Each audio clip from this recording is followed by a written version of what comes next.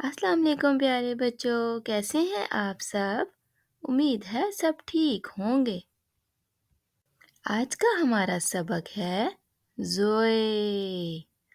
ज़ोए और ज़ोए की क्या पहचान है? ज़ोए के ऊपर एक नुक्ता। और इससे पहले हमने पढ़ा था तोए और आज हम पढ़ेंगे ज़ोए। तोय खाली होता है और ज़ोए के ऊपर एक नुक्ता।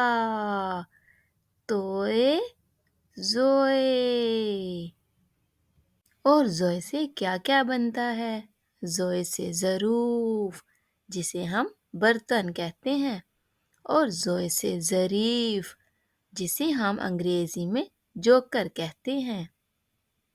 और अब ज़ोए की छोटी सी कहानी। ज़ोए से ज़फ़र। ज़फ़र बहुत अच्छा बच्चा है। वो जब भी बाज़ार जाता है तो वो अपनी छोटी बहन के लिए मिट्टी के ज़रूफ़ लेके आता है, यानी मिट्टी के बर्तन, क्योंकि उसकी छोटी बहन को मिट्टी के ज़रूफ़ बहुत पसंद हैं।